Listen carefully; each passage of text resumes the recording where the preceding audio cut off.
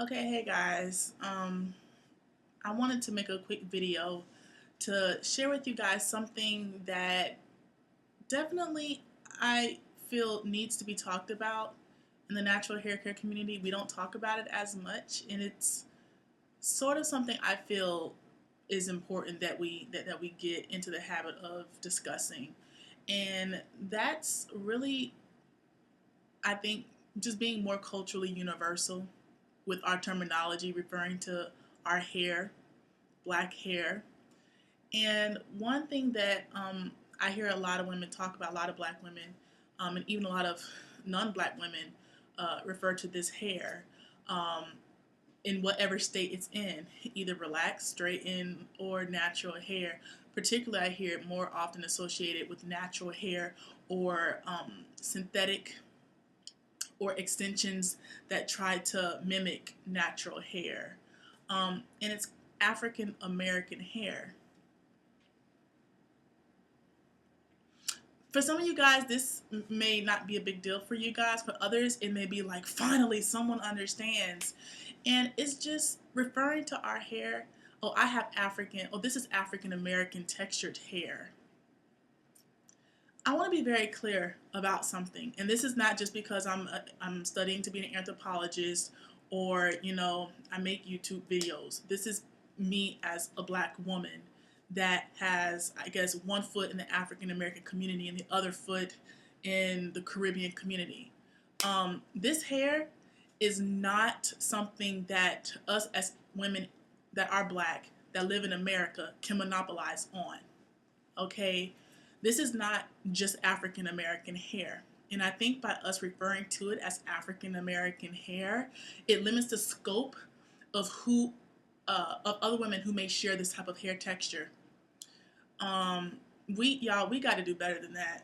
And I hear this terminology over and over and over again. Sometimes even from what I may consider to be informed women that are trying to give natural hair tips to other black women about natural hair care, calling it African American hair. This is not African American hair.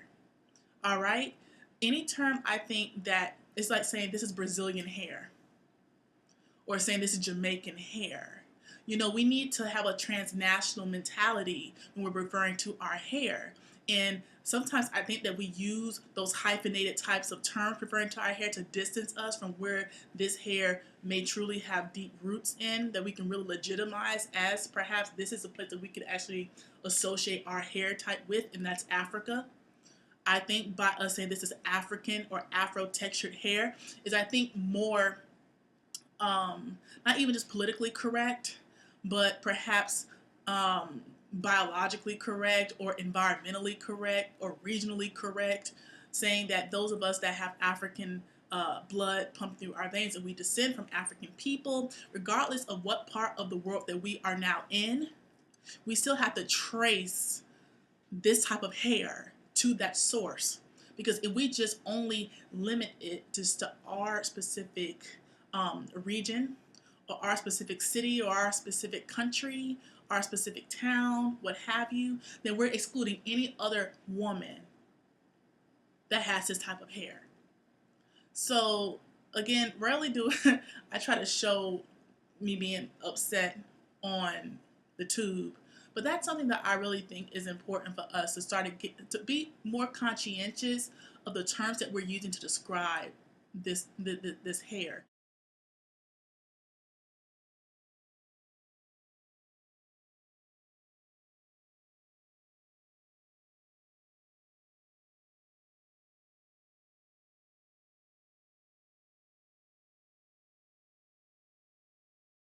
And this hair is not just kinky or coily, tightly coily like mine. You have different types of hair textures all throughout Africa, and it's not just kinky, coily hair. I've met women when I went to Africa like 2 3 years ago, Ghana specifically, and I've met women with hair far looser than mine. You have people, you have groups of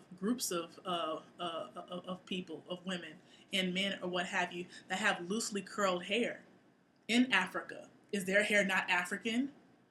You know what I'm saying? People that have wavy hair, almost straight hair in Africa.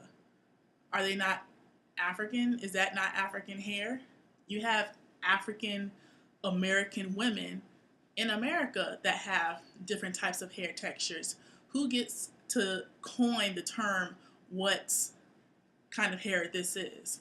I think honestly that by us trying to use all these hyphenated ways, Afro textured, African textured, African American textured, it really disassociates us from the source of the origins of of the hair that we have in our head, or the diversity of it, the variation of it. And I really do believe that using the term African American hair is very problematic, very inaccurate, and it needs to really be checked. So I didn't see anybody else doing it. It's definitely something that I've been noticing from really a hot little minute. Watching YouTube videos, going into forums, even talking to women. A lot of times, I see this just talking to women in person. This isn't an online phenomenon. Trust me. And those of you all that know where I'm coming from, y'all know that this is something that's been going around for a hot little minute.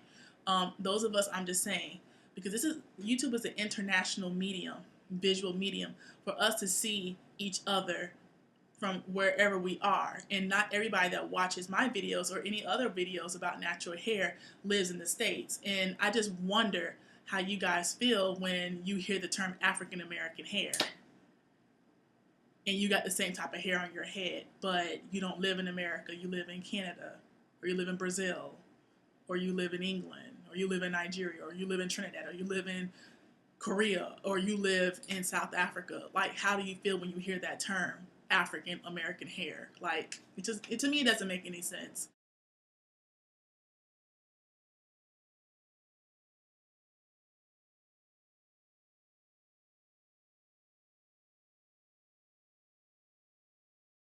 That's it for this video.